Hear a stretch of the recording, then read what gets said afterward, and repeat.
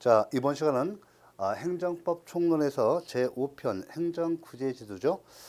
여기서 행정구제제도는 행정상 손해전보제도와 행정쟁송제도로 구분합니다.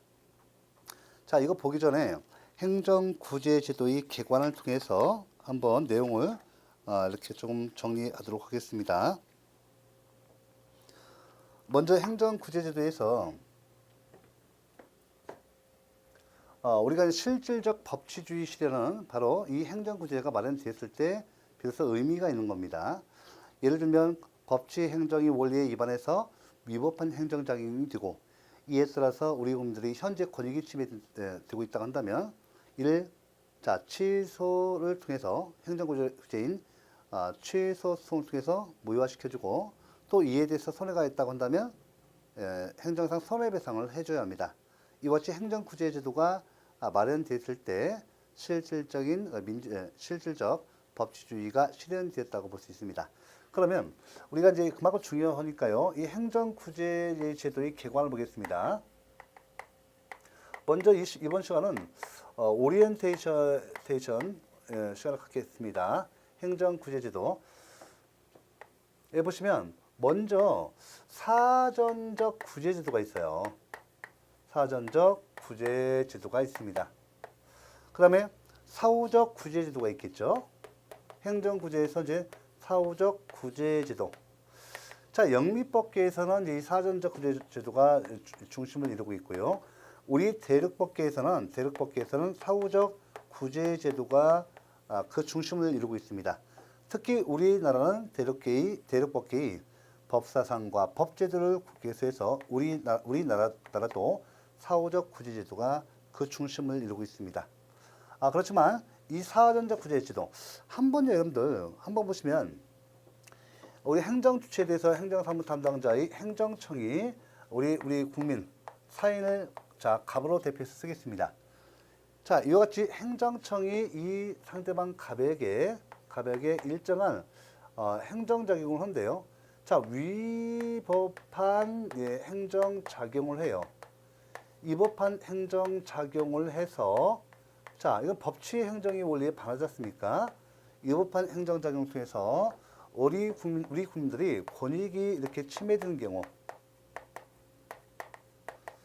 자, 이 권익이 침해되고요. 그러면 이 권익 침해에 대해서, 이 권익이라는 것은 이 법률상 이익을 말합니다. 중요한 것은 다시 한번 제가 강조하는 것은 이때 권익은 법률상 이익, 쉽게 말하면 공권 플러스 뭐예요? 법에 의해서 보호되는 이익, 보호 이익이죠. 즉 법률상 이익 구제설이 현재 통설 판례예요. 그러니까 사실상 이익이라든지 반사적 이익이 침해된 경우는 구제를 해줍니까? 안 해줍니까? 안 해줍니다. 그 앞에서 행정행위를 통해서 공부를 하셨죠. 그러니까 행정상 손해전보이든 행정쟁송이든 이렇게 법률상 이익이 침해돼야 돼요. 그러니까 반사적 이익이 침해된다, 사실상 이익이 침해된다 라고 했을 때 행정구제를 안 해줘요. 행정상 손해전보도 안 해주고 손해배상도 행정쟁송을 통해서 구제를 안 해줍니다. 그러면 일단은 여러분들 이렇게 한번 위법한 행정작용을 통해서 권익이 한번 침해되면, 이 법률상 이익이 침해되면 원상회복 가능성이 있을까요, 없을까요? 100% 원상회복이 가능할까요, 안 할까요? 사후 구제를 해준다 하더라도 100% 원상회복이 안 됩니다. 그래서 이 사후 볼게요. 일단 권익이 침해되고 나서 구제해 주는 것이 사후 구제예요. 사후 구제제도입니다. 그런데 사후 구제는 말씀드린 대로 100% 원상회복이 불가능해요. 제가 이번 시간은 시간을 충분히 갖고 행정상 손해전보와 행정쟁송제도에 대해서 제가 개괄적으로 그 개념과 즉 의의 및 체계를 갖다가 상세할 겁니다. 총론적으로 이렇게 해놓고 다시 각각이 여기 이거 행정구제에서 사후구제제도로서 이거 다시 볼 거예요, 이걸. 자, 그러면 사후구제는 100% 원상회복이 안 되니까 이 사전구제에 대해서 오늘날 이 사전구제에 대해서 굉장히 관심을 많이 갖게 됐습니다. 왜냐하면 이렇게 위법한 행정적용, 자 보세요. 권익이 침해되기 전에 이런 이 행정 작용이 이루어지는 이 과정 절차를 통해서 이렇게 자 위법한 행정 행위를 방지하고 예방 방지하고 적법한 행정 작용을 적법한 행정 절차 또 과정을 갖도록 하는 것이 더 중요하죠. 그러니까 위법한 행정 작용이 벌어져서요. 이렇게 권익이 침해되고 나서는 100% 원상 회복, 자 법률상 이익이 원상 회복이 안 돼요. 그래서 이런 행정 작용이 과정 절차상 적법한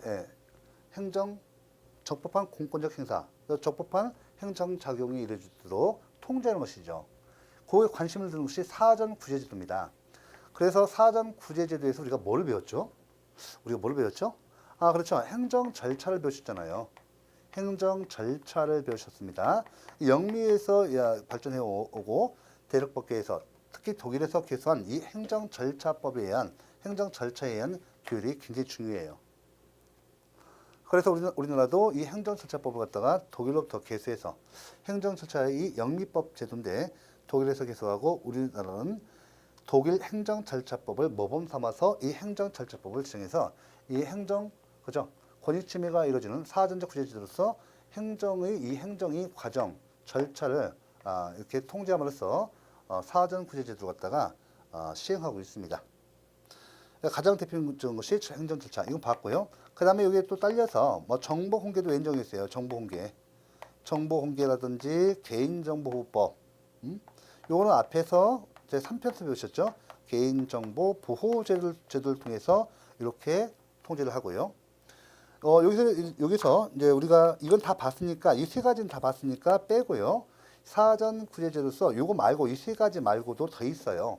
더 있습니다. 예를 들면 우리가 보시면 청원제도죠. 이때 청원 하얀 걸 쓰죠. 청원제도. 이 청원제도가 있습니다. 이 청원제도는 현재 헌법도 우리 헌법 이거 딱 한 번 나왔어요. 헌법도 청원을 규정하고 있고 청원권을 규정하고 있고 헌법도 우리 국민이 기본권으로 청원권을 규정하고 있고요. 또 이를 행정법으로 공법으로 구체화하기 위해서 청원법이 규정되어 있습니다. 되어 있습니다. 이 청원은 엄밀히 말하면 사전 구제제도면서 사후 구제제도이기도 합니다. 하지만 이제 이 청원, 그죠? 이 청원의 상에서는 지금까지 2번 시험 나온 것 같습니다. 지금까지. 제가 이번 시간에 이제 그 행정구제제도에 대해서 오리엔테이션을 하지만 사전 구제제도는 이제 오늘 설명하고 처음에 거의 안 나와요. 처음에 나온다 하더라도 이 행정 절차 이 세 가지 관계에서 이미 앞에서 배웠으니까 이거와 관계되고 여기서 이제 사전 구제제도에서 청원은 거의 지금까지 거의 20년간에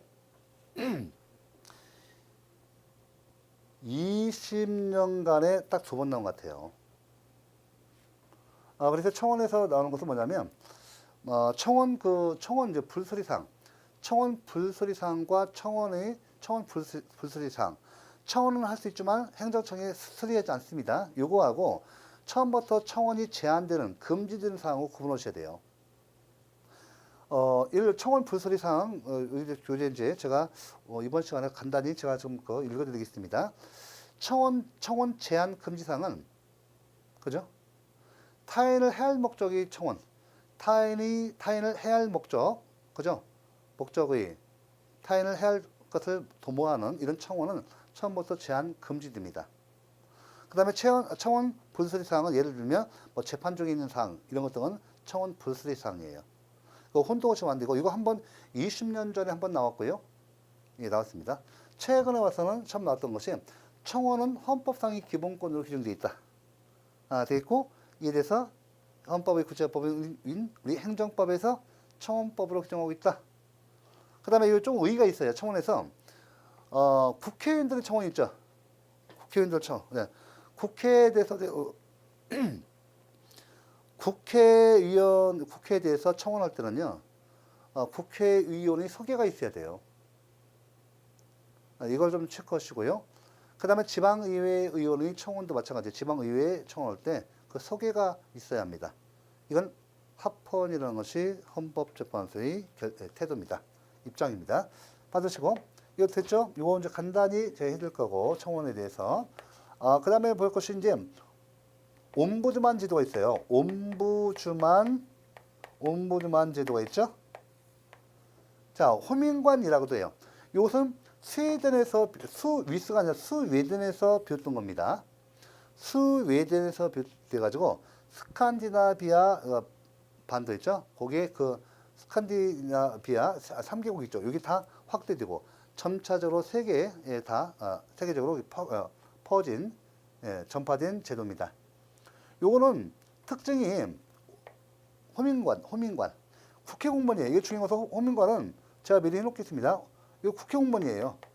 국회 공무원이고 꼭 중요한 것은 이건 그 시정 조치권 없어요. 그러니까 주의하셔야 돼요. 위법한 국회 공무원이에요. 행정 공무원에서 행해지는 위법한 행정작용에 대해서 시정 조치권은 없어요. 국회 공무원이니까 권력 분립에서 시정 조치권은 없어요. 다만 시정 권고권만 있어요. 자, 해당 그 행정기관이 위법한 행정작용을 통해서 우리 국민들의 권익을 침해했다. 그러면 이때 그 호민관, 그죠? 옴부즈만에게 이거 갖다가 하죠? 옴부즈만이 국회 공무원인데 이렇게 위법 사항이 있으면 이래서 해당 행정기관한테 위법한 행정작용에 대해서 취소 변경을 할 것을 권고권만 있어요. 권고권만. 그러니까 시정조치권으로서 취소 변경권이 있다 없다? 없다. 있다면 틀린 지문이에요. 이건 예전에 많이 나오다가 지금 다 맞춰버리니까 안 나와요. 안 나와. 그러면 우리나라는 이 옴부즈만과 유사한 제도가 있는가? 좀 약간 유사한 제도가 있어요. 지금은 이제 그 부패 방지 및 그죠? 지금 보시면 부패 방지법이 있었고 민원 처리에 관한 법률이 있었어요. 근데 지금은 이제 어떻게 하냐면 여기 보시면 부패 방지법 그죠? 부패 방지법 및 국민권익위원회의 운영에 관한 법률이 있어요. 그러니까 옛날에 그 부패 방지법하고 우리 국민들이 그 고충 처리를 갖다가 해주기 위해서 이때 그 국민권익위원회의 설치 및 운영에 관한 법률에서 이 국민고충과 관련돼서 이때 국민고충처리위원회 제도를 두고 있었습니다. 그런데 지금은 부패방지법하고 그죠? 국민고충처리를 갖다가 구제해주기 위한 국민고충처리위원회 제도에 대해서 국민권익위원회의 운영에 관한 법률 이걸 통합해서 하나의 법으로 만들었어요. 부패방지 및 국민권익위원회의 설치 및 운영에 관한 법률로 만들었습니다. 만들어서 이때 보시면 여전히 여기에 이제 국민고충처리, 그죠? 그다음에 국가에서는 국민고충처리, 그다음에 지방자치단체에서는 시민고충처리위원회 제도가 있어요. 이때 보면 부패방지 및 국민권익위원회의 설치 및 운영에 관한 법률에 된다면 국민고충처리위원회는 필수적 기관이에요. 반드시 설치해야 한다라고 되어 있고 지방자치단체 등에 설치되는 시민고충처리위원회는 임의적 기관입니다. 이 정도. 마찬가지로 이때 국민고충처리위원회에서 이것도 마찬가지로 시정 권고권, 시정 조치권이 아니에요. 주의하셔야 돼요. 시정 권고권, 행정청이 위법 부당한 이런 행정작용이 있으면 이에 대해서 시정을 해줄 것을 취소 변경을 할 것을 권고할 수 있는 권고권만 있어요. 취소 변경권이 있다면 틀린 지문이에요. 이것이 많이 나왔고 일단 요거 정도를 좀 해놓으셔야 돼요. 해놓으시고 요거에서 그 내용을 좀 보셔야 합니다. 그 다음에 뭐 여기 보시면 이 정도 좀 체크를 하셔야 돼요. 하고 정당방위도 있어요. 정당방위도 하나의 사전적 구체제도입니다. 공무원이 나는 범죄인이 아니에요. 나는 행정법에 있어서 행정법 관계, 행정사건에 있어서 나는 위법행위를 한 적이 없는데 나는 범죄 취급입니다. 그렇죠? 날 끌고 가려고 그래요. 날 때 정당방위 행사할 수 있죠. 내가 뿌리칠 수 있습니다. 억지로 끌고 가는 것이 불법 체포 강금입니다. 나는 뿌리칠 수가 있어요. 근데 나도 손 잡으면 내가 손 칠 수 있습니다. 치고서 갈 수 있어요. 그럼 물어보죠. 아니 무슨 일이 왔는가? 만약에 이렇게 형사사건 같은 경우 이제 그 체포 구속 영장을 달라가죠. 체포 영장 그 제시해라. 그다음에 내 신분증을 보여주면서 줘라 있고 주소지 다 있고 그러니까 체포영장, 고소영장 가져라 이렇게 해야죠. 네. 그렇게 하고 한 가지 그 대표적인 것이 이제 한 가지 앞에서 배웠던 건데 경찰관 직무집행법상 불신검문이죠. 그거 이제 예전에는 우리 종전 다우설은 이것을 행정상 적시강제로 봤습니다. 지금은 행정조사로 부른 것이 행정법 법규의 다우설이에요. 참고하십시오. 앞에서 얘기한 것이 빠졌습니다. 네, 지금 친구가 연관된 거니까요. 이때 보시면 불신검문 경찰관 직무집행법상 불신검문은 행정조사로 보고 임의동행이죠. 임의동행이에요. 그 보시면 잠깐 임의동행을 요구할 수 있는데요. 내가 가보면 그거 끌고 갈 수 없어요. 나한테 내가 예를 들면 내가 막 보시면 불신검문을 할 수 있는 요건이 있어요. 뭐 봤더니 뭐 범죄의 정황이 있다든지, 뭐 피가 막 묻어있고 막 또 칼을 들고 있다든지, 그렇죠? 피가 막 묻어 있고 칼을 들고 있어요. 그럼 딱 경찰관 봐서 일반 사람들은 도저히 그런 상황이 아니죠. 그런 상황이 처하지 않습니까? 처하지 않죠. 그러면 이게 왜 피입니까? 잠시 검문 있겠습니다. 자, 신분증 적어보세요. 경찰서 갑시다. 이렇게 할 수 있어요. 근데 사실은 이제 이게 이제 범죄 정황이 막 된다 한다면 어떤 이제 우리가 이제 뭐 임의동행을 요구할 수 있는데 사실 이 사람이 이제 그게 아니고 범죄인이 아니고 마침 우리 닭 공장 있지 않습니까? 그 공장에 이러다가 나와서 커피 의사가 나온다는 게 칼 들고 피 물고 나왔어요. 이런 경우에 저 여기 공장이 이럽니다. 신분증 있고 다 여기 근무니까 그죠? 임의동행 때 거부할 수 있습니다. 자, 이렇게 좀 받으시고, 이 내용에서 여기 좀 돼 있고요. 이건 제가 이제 책을 통해서 좀 정리해 드릴게요. 그 다음에 최근에 와서 민원 예전에 이제 민원 처리죠. 민원 처리에 관한 법률, 현행법은 이제 민원 처리에 관한 법률인데, 법이 바뀌었어요. 민원 사무 처리에 관한 법률이었는데, 지금은 민원 처리에 관한 법률이 바뀌었어요. 종전에는 그 행정기관의 민원 사무에 대해서만 이렇게 규정했지만, 지금은, 행정, 입법, 사법기관 모두 다 포함합니다. 헌법재판소까지 포함해요. 그래서 이제 민원 처리에 관한 법률로 바뀌었습니다. 봐두셔야 하고, 요건 거의 시험에서 참 안 나와요. 잘 안 나옵니다. 그렇다 하더라도 시간 내셔서 좀 보시면 좋겠습니다. 어차피 여러분들 실무에서 민원 사무 처리에 관한 법률 통해서 업무를 하십니다. 예. 보통 행정 업무의 효율적 운영에 관한 규정, 이것도 최근에 규정됐지만 시험 거의 안 나와요.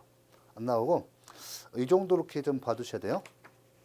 그럼 일단은 제가 이제 사전자 구제제도를 좀 이렇게 보고 요즘에는 시험에서 거의 출제가 안 돼요. 그렇다 하더라도 행정법 전체를 이해하기 위해서 봐주셔야 돼요. 그럼 책을 일단 정리하고 제가 사후 구제제도에 대해서 상세히 한번 오리엔테이션으로서 하겠습니다. 일단 교재를 보시면 220페이지에 이제 행정구제제도의 의의가 나옵니다. 청원에 보세요. 여기 이제 한 가지 상식인데, 여기 민원 처리에 관한 법률 나오죠? 나오고, 그 다음에 여러분들 흔히 행정규제기본법이 있어요. 그러니까 민원 처리에 관한 법률과 행정규제기본법은 기본법 있죠?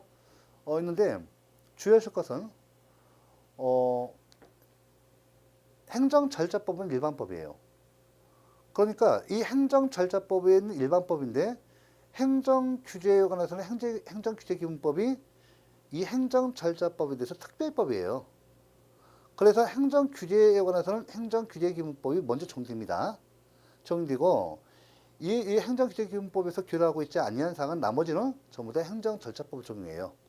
마찬가지로 민원처리에 관한 법률에서 민원처리에 관한 사항은 행정절차에 대해서 민원처리 사항에 대해서는 민원처리에 관한 법률이 특별법이에요. 그러니까 특별법 우선원칙에서 먼저 정립되고 민원처리에 관한 법률에서 규정하고 있지 아니한 사항은 행정절차법이 적용돼요. 아시겠죠? 그 다음에 각 개별법에서요. 각 개별법에서 행정규제를 규정한 경우가 있어요. 또 각 개별법에서 민원 처리에 관한 사항을 규정하고 있는 경우. 자, 적용 순서 각 개별법상 이 개별법이죠. 이 개별법상이 특별한 조항이 행정규제사항에 대해서 특별조항이에요. 특별법이에요. 그러니까 행정규제 행정 영역에서만큼은 행정규제기본법이 또 일반법이 되는 거예요. 그러면서 행정규제기본법에 대해서 행정규제에 관해서 개별적 규정이 있으면 그게 또 특별규정이 돼요. 그러니까 그 개별법 규정이 적용되고 그 나머지 없는 것은 행정규제기본법이 또 행정규제기본법에서 규정이 없는 것은 다시 행정절차법으로 마찬가지로 민원 처리에 관한 문제도 마찬가지예요. 각 개별법에 민원 처리에 관한 규정이 규정되어 있으면 그 우선적으로 적용되고 그 다음에 여기 민원 처리에 관한 법률 이것이 민원 처리에 관해서는 그 행정 영역에서는 그것이 일반법이 돼요. 이것이 없으면 다시 행정절차법이 적용됩니다. 그러니까 이런 거 기본 상식이잖아요. 기본 그 소양 공무원으로서 갖춰야 할 기본 소양입니다. 갖추시겠죠. 근데 물론 주의하십시오. 각 개별법에 뭐 예를 들면 질서위반의 규제법이 일반법이 아니에요. 일반법이지 않습니까? 과태료 규정, 과태료 불복에 관해 부가 불복 절차에 대해서 일반법인데 질서위반의 규제법이 법에 따라야 돼요. 그러니까 질서위반의 규제법은 이 법과 다른 법률에서 이 법과 다른 과태료 부과 절차 규정이 있는 경우는 질서위반행위 규제법, 질서위반행위 규제법에 의해서 따른다. 이렇게 하는 경우는 틀리죠. 각 개별법 규정이 적용되지 않고 각 개별법 규정에 과태료 불복 절차가 있다 하더라도 이따 보시면 질서위반행위 규제법이 우선 적용합니다. 법 내용대로 해야 돼요. 그러니까 이 법 내용이 없으면 일반적인 그 법리에서 그죠? 이론에 의해서 이렇게 하셔야 돼요. 특별법 우선의 원칙 일반법과 특별법이 있으면 특별법 우선의 원칙에 의해서 해야 한다. 요거 알아두셔야 돼요. 요거 해놓고 그럼 잠깐 요거 볼게요. 220페이지에서 청원 나오죠. 의 봐보세요. 청원의 방법 봐보시고 청원의 제한 봐보세요. 그죠? 예.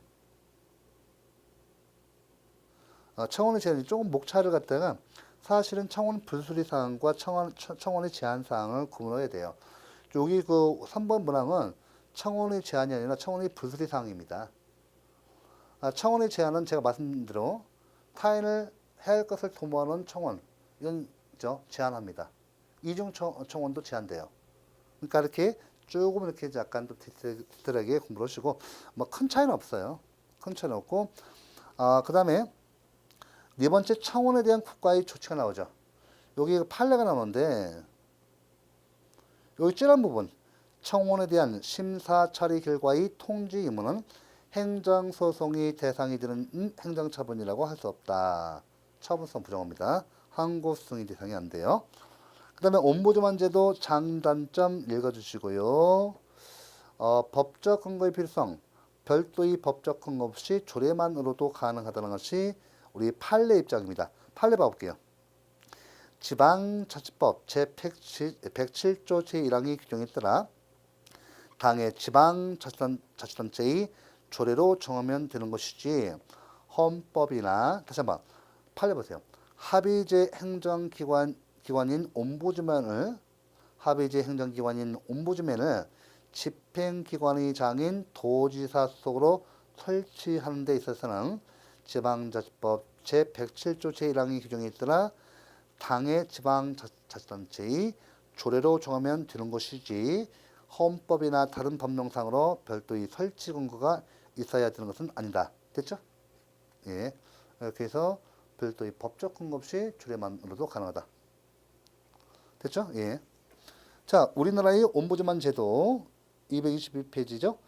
자, 그래서 이건 제가 앞에 뭐 스웨덴에서 비롯해서 전 세계적으로 전파됐다는 거 말씀드렸고, 현재 부패방지 및 국민권익위원회의 설치 및 운영을 하는 법률에서 설치된 국민권익위원회에서 옴부즈맨의 기능을 수행하고 있습니다. 여기서 이제 부패 및 국민권익위원회의 설치와 운영에 관한 법률 제10조 요 중요해요. 국민권익위원회의 설치. 자, 국민권익위원회는 어느 소속으로 되어 있죠? 대통령 소속은 틀립니다. 행정자치부 소속이 아니라 국무총리 소속으로 둔다. 필수적 기관이죠. 중요합니다. 국무총리 동남이. 행정자치부 장관, 대통령은 틀려요. 틀립니다. 자, 이렇게 놓고 기능 봐보세요. 12조 기능에서 어디를 보시는가 하면 여기 있네요. 그죠? 여기 보면 지금 보시면 여기 2호 제12조 수정 권고 또는 의견 표명권만 있죠? 3호도 마찬가지고요. 권고 또는 의견 표명권만 있습니다. 예, 쭉 해서 보셔야 돼요. 요게 내용 좀 말씀드렸죠? 보시고 민원 처리 제도에서 민원 처리에 관한 법률이 중요 조문인데 시험에서 우리 잘 안 나와요. 그렇다 하더라도 여러분들 기본적인 소양으로서 공무원이 되시려면 기본적인 소양이 있어야죠. 그래서 제5조 민원인의 권리와 의무, 그죠? 그래서 1번, 1항, 2항 쭉 내용을 보셔야죠. 내용을 좀 봐보세요. 처리 기간이 계산하는 거 쭉 받으시고, 그 다음에 224쪽에 35조 보시면 가부 처분에 대한 이의 신청이죠. 이런 것도 한번 읽어보시고, 예. 일단은 지금까지 민원 사무 처리에 관해서 시험이 7, 8년 전에 나오고 지금 한 번도 안 나오고 있습니다. 그래서 혹시라도 이제 최근에 와서 민원 처리에 관한 법률이 이렇게 개정했으니까 좀 한번 그 내용 개정 사항은 체크하셔야 합니다. 체크해 주시고요. 자, 그러면 요까지 해서 사전 구제제도를 끝내겠습니다. 끝나고 제가 여기서는 다시 사후적 구제제도를 좀 더, 왜냐하면 시험에는 이거 중심 나와요. 왜? 대륙법계에서 우리나라에서 사후 구제제도가 그 중심, 기본이 됩니다. 원칙입니다. 자, 이어서 이제 사후 구제제도죠. 좀 자세히 한번 보고 다시 이제 총론적으로 보고 강론적으로 이제 따로따로 행정상 손해배상, 예, 행정상 손해배상이 두 가지가 있어요. 공무원이 직무상 불법행위로 인한 손해배상 책임하고 영조물이 설치관리 하자로 인한 손해배상 책임이 있습니다. 이어서 행정상 손실보상이 있고요. 그 다음에 제3장 그 밖의 주의한 행위형제, 그 밖의 주의한 손해전보제도가 있습니다. 그럼 우리가 이제 일단은 행정상 손해배상과 손실보상의 차이점부터 보도록 하죠.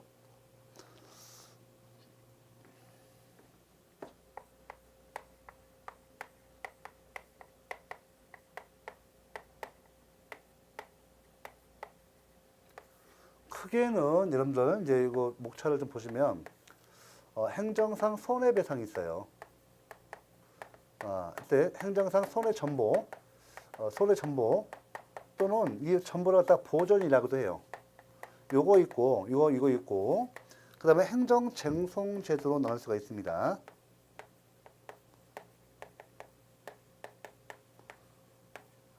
네, 행정쟁송 이렇게 하겠습니다.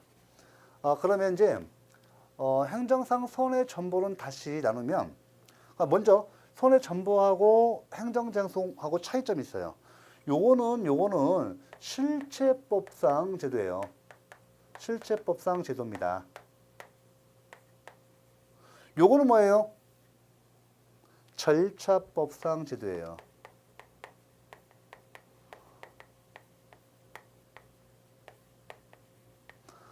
자, 여러분들 앞에서 이제 쭉 많이 배우셨는데요. 앞에서 그 제1편에서 공법상 사무관리에 기한 비용상환청권, 공법상 부당이득 반환청권 배우셨죠? 자, 여기서 이제 행정상 손해배상청권, 즉 국가배상청권이에요. 행정상 손해배상청권, 행정상 손실배상청권이 나와요. 자, 요거는 실체법이라는 개념을 아셔야 돼요. 이 실체법. 앞에서 봤지만 우리 앞에서 공부하셨죠. 실체법과 절차법을 왜 공부를 했겠습니까? 용어를 갖다가. 실체법이라는 것은 법을 지정했는데요. 법의 내용이 국민의 권리 의무 사항을 규정하고 있으면 무슨 법? 실체법이에요. 또 실체가 있느냐? 실체 내용. 그러니까 실체 내용, 실질, 성질, 본질 같은 말이에요. 내용이 뭐냐? 그죠? 국민의 법의 내용이 국민의 권리 의무 사항을 정하고 있으면 뭐예요? 법의 내용이. 그렇죠. 실체가 있죠. 실체법이에요. 국민의 권리 의무 사항을 정하고 있으면 실체법. 그러니까 법의 내용이 국민의 권리 의무 사항을 정하고 있다. 실체법. 법의 내용이 국민의 권리 의무 간의 법적 분쟁이 딱 발생했어요. 분쟁, 다툼이 발생하면 이 분쟁, 다툼을 해결해 주기 위한 과정, 절차를 과정을 규정하고 있으면 절차법. 쉽죠? 절차법. 그러면 여러분들 행정상 손해전보, 자, 손해배상 청구권, 행정상 손실배상 청구권이 있어요. 자, 발생했습니다. 이때요. 이에 대해서 국가와 우리 국민 간의 법적 분쟁이 발생해요. 야, 나는 국가에 대해서 국가배상 청구권으로서 행정상 손해배상 청구권 3천만 원 있다. 또 행정상 손실배상 청구권으로 3억 있다. 이 주장해요. 국가는 뭐라 합니까? 아이고, 우리는 공무원한테 물어보니까 그 불법 행위를 한 적이 없대요. 그래서 손해를 발생시킨 적이 없답니다. 아이고, 우리 국가배상 의무 없어요. 행정상 손해배상 의무가 없습니다. 다툼 발생하죠. 또 국가가 토지 수용을 해놓고 공용수용을 해놓고 공용수용, 토지 수용을 해놓고 보상을 안 해줘요. 그리고 국민 입장에서는 손실보상 청구하겠죠. 국가가 뭐라 합니까? 아이고, 우리 공무원에 물어보니까 우리 손실보상 할 의무가 없답니다. 우리한테 그래서 돈 못 주겠습니다. 3억 못 줘요. 자, 이렇게 하면 국가고적 원칙이죠. 자, 실체법상의 권리 의무 간에 앞에도 마찬가지예요. 공법상 사무관리에 기한 비용상환 청구권, 비용 내놔라. 국가야, 네가 할 일을 내가 사무관리 일을 다시 했으니까 100만 원 내놔. 내가 나한테 과세처분 1천만 원 했는데 알고 보니까 이건 무효야. 내가 너한테 1,000만 원 납부했는데 너는 나한테 있는 1,000만 원 갖다가 공법상 나한테 과세처분할 권한이 없어. 그러니까 부당이득 했으니까 돈 돌려줘. 공법상 부당이득 반환 청구권 권리 있죠? 그러니까 이와 같이 실체법상의 권리 의무원의 법적 분쟁이 발생하면 국가고적 원칙입니다. 그래서 우리 행정소송 보면 좀 전에 본 사안이 있는데 처분을 통해서 우리 국민들이 현재 처분을 통해서 공권력 행사를 통해서 현재 나의 권익이 침해되고 있어. 현재 나의 권익을 침해하고 있는 이 처분, 공권력 행사를 갖다가 취소 판결을 통해서 무효화시킨 제도가 항고소송이에요. 항고소송. 행정소송이 이제 좀 더 제가 말씀드리겠는데, 그럼 행정소송 종류를 잠깐 봐볼게요. 이거 설명하기 위해서. 행정쟁송은 약식쟁송 있죠? 약식쟁송이 뭐예요? 행정심판제도가 있어요. 행정심판제도가 있습니다. 네, 행정심판이 있고. 그다음에 정식쟁송으로서 뭐가 있어요? 정식쟁송으로 뭐가 있습니까? 그렇죠. 행정소송이 있습니다. 그죠? 어이구, 스파트를 잠깐만요. 이렇게 하면 안 되죠. 행정소송이 종류로 하는데 항고소송 쓰고 있네요. 행정쟁송의 목차를 하나 더 해야 돼요. 다시 한번 여러분들. 자, 맨 처음에 먼저 이렇게 할게요. 이왕이 설명과 오리엔테이션 시간이니까 주관적 쟁송 이렇게 해야 돼요. 주관적 쟁송하고 객관적 쟁송 이렇게 써야 합니다. 주관적 쟁송, 객관적 쟁송 이렇게 얘기해야 돼요. 그 다음에요. 이 주관적 쟁송, 우리 행정쟁송은 이게 원칙이에요. 이게 원칙이고 이것이 예외다. 왜 주관적 쟁송이 원칙이고 객관적 쟁송은 예외인가? 자, 여러분 처음 들어보시죠? 소송법 처음 배우시잖아요. 행정법 보면서. 전공 학생들이 뭐 다 이렇게 민사소송도 공부하고 뭐 형사소송도 공부하고 뭐 행정법 다 배웠겠다. 다 아시겠지만 처음에 공부하시는 분들은 아니 주관적 쟁송이 뭐야? 객관적 쟁송이 뭐야? 이렇게 하실 겁니다. 근데 이거 용어가 좀 어렵게 되어 있는데요. 쉽게 말하면 이렇게 하세요. 딱 개인이 권익구제를 목적으로 하는 쟁송.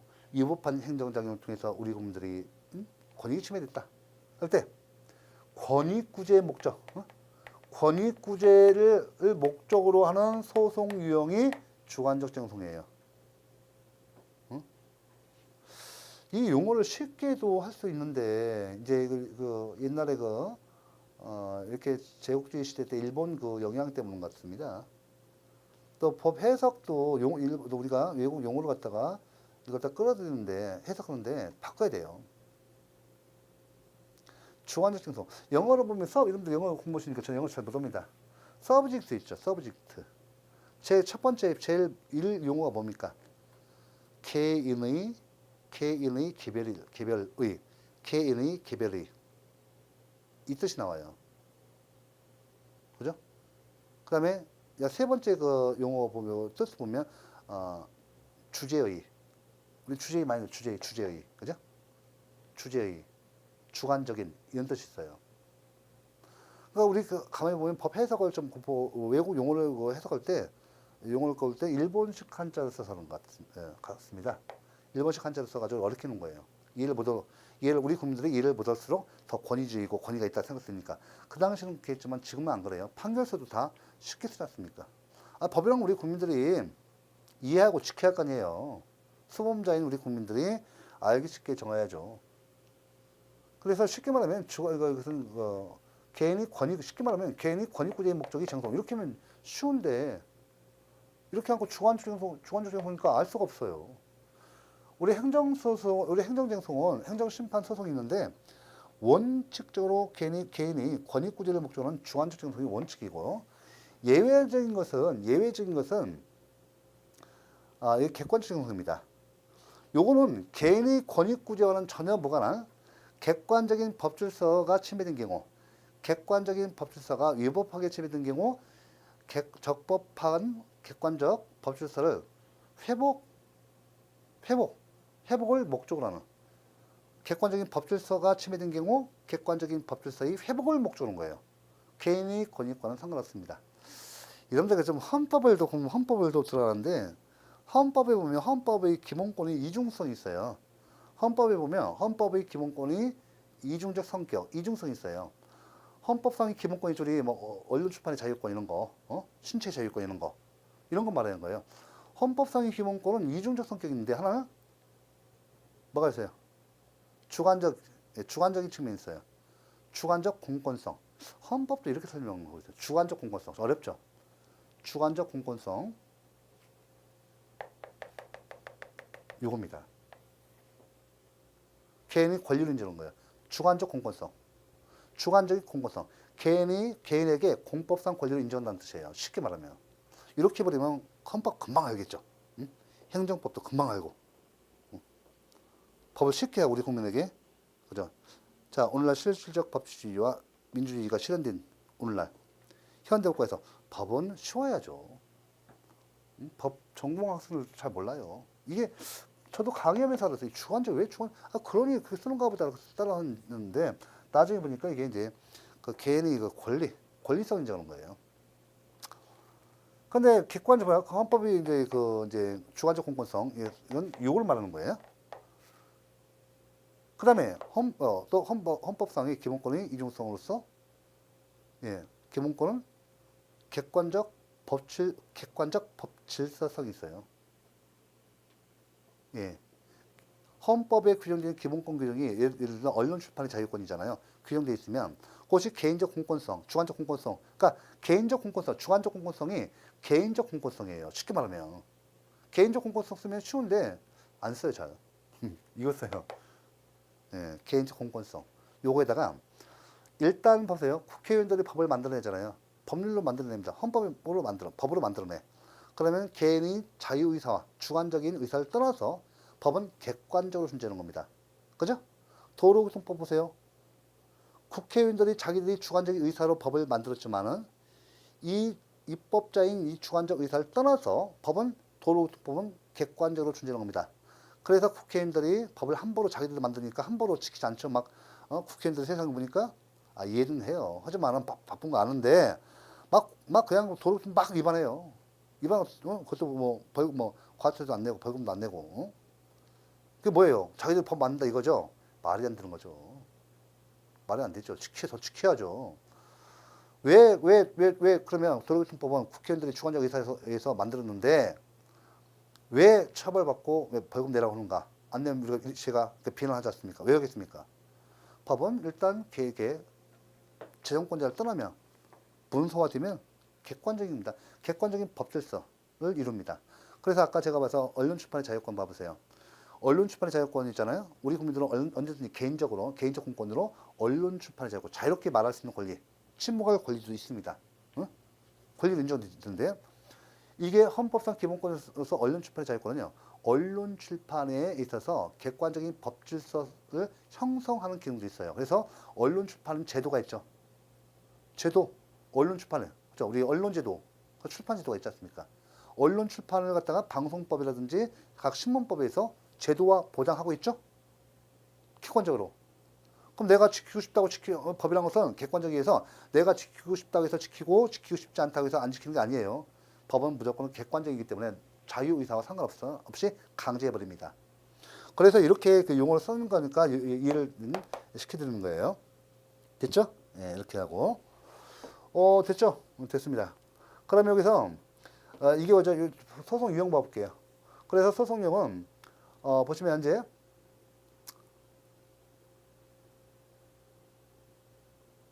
그다음에 이제 여기 보시면 이제 주관적 쟁송 보시면 행정소송 중에서 뭐가 있어요?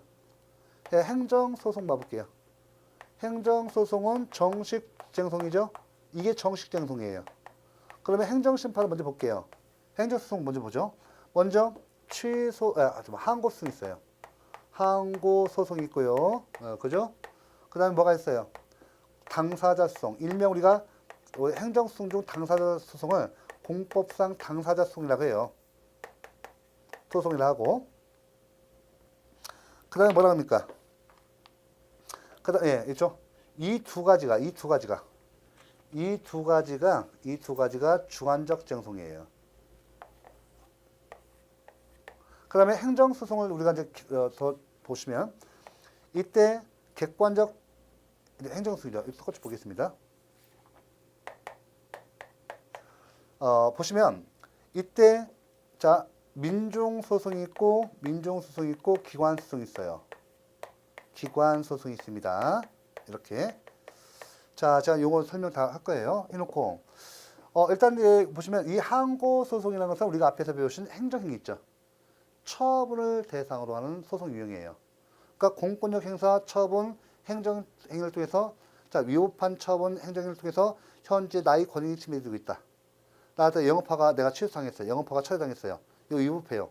나 영업행위 할 수 없어요. 위법한 공권력 행사로서 영업화가 처리가 있으면 나는 영업행위를 오늘부로 못 오는 겁니다. 그럼 내가 영업을 재개하려면 어떻게 돼요? 이 위헌 위법성을 제거해서 영업을 재개하기 위해서는 내가 항고소송으로서 그죠? 항고소송을 제기해야 돼요. 특히 이 항고소송에서 뭐가 있어요? 보세요. 항고소송 봐볼게요. 항고소송에는 뭐가 있어? 그죠? 취소소송이 있다. 취소소송이 있다. 또 뭐가 있어요, 여기? 무효동 확인소송이 있다. 그죠? 무효동 확인소송이 있다. 그 다음에 여기 부작위 위법 확인소송이 있다. 그죠? 이렇게 있는 거예요. 그죠? 이렇게 있습니다. 그러면 우리가 이제 제가 말씀드렸죠. 잘 보세요. 그 다음에 당사자 소송이 있는데 이 당사자 소송은 행정상 법률관계. 이건 한국소송 뭐를 처분을 대상적격으로요. 처분을 뭐라 한다고요? 대상적격으로 하는 소송 유형이 뭐다? 항고소송이에요.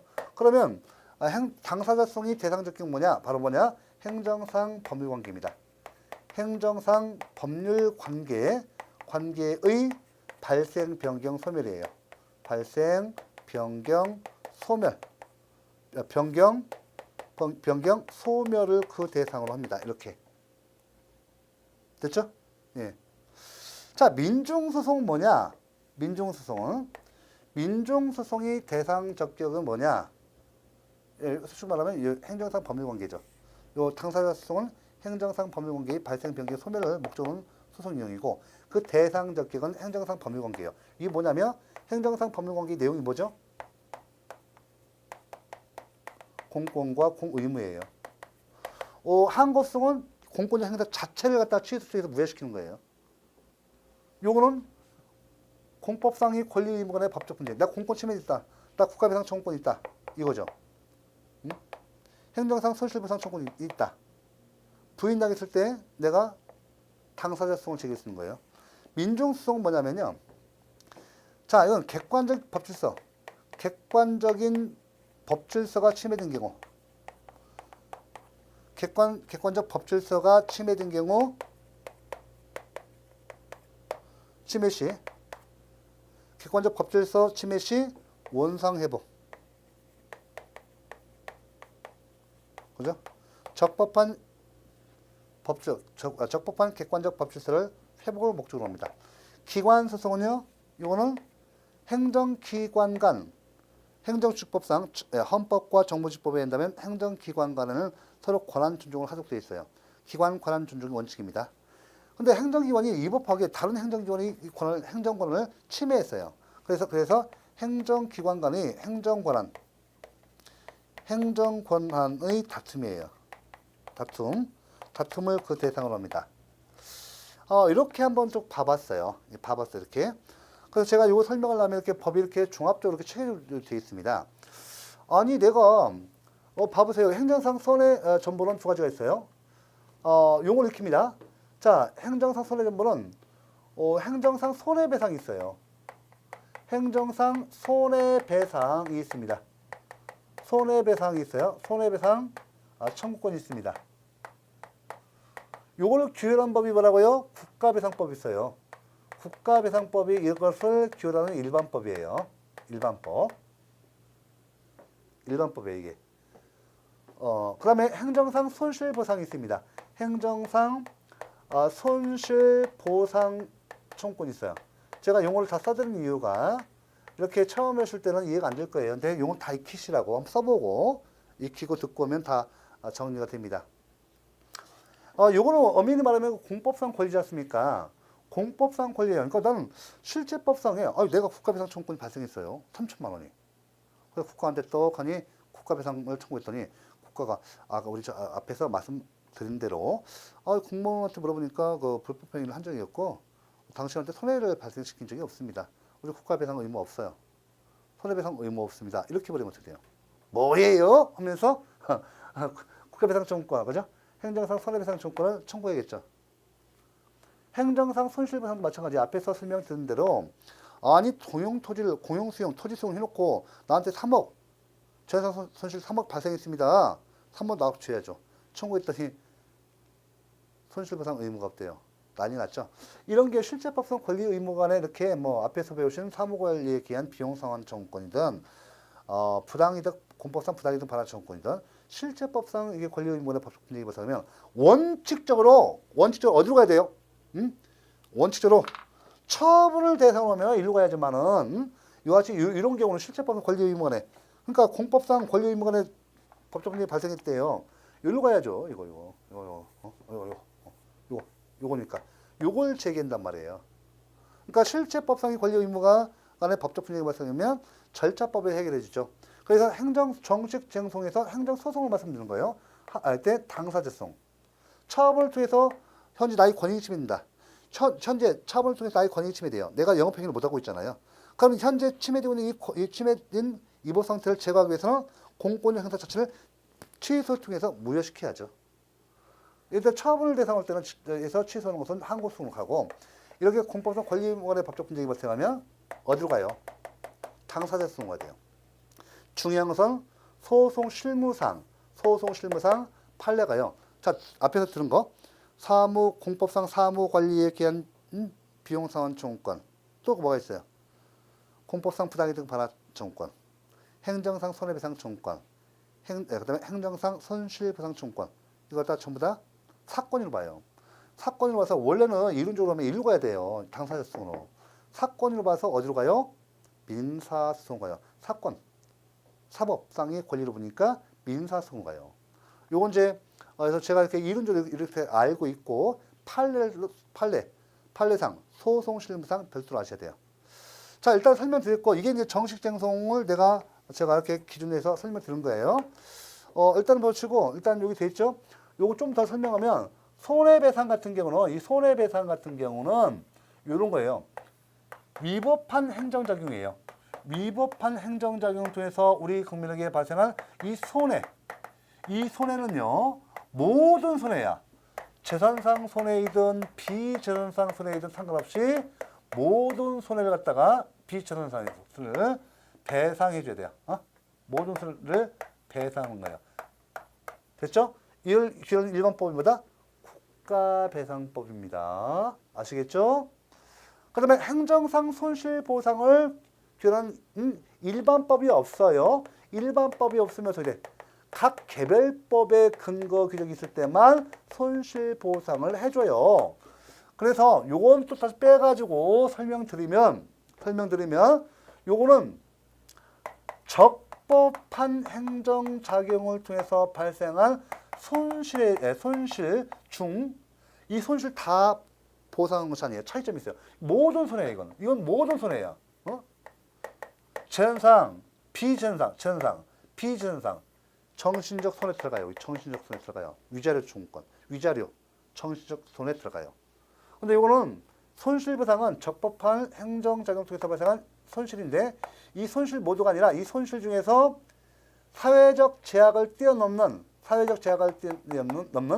특별한 희생에 해당하는 손실에 대해서만 뭘 한다? 보상을 해줘요. 그러니까 여러분들 중요합니다. 제가 이 적법한 행정작용 통해서 발생한 재산상 손실에 대해서 자 보상을 하는데 이 재산상 손실 모두가 아니라 이 재산상 손실 즉 사회적 제약을 뛰어넘는 특별한 희생에 해당하는 손실에 대해서만 보상을 해준다. 요거 중요해요. 다 설명드렸고 그 다음에 이제 행정수에 다시 한번 보죠.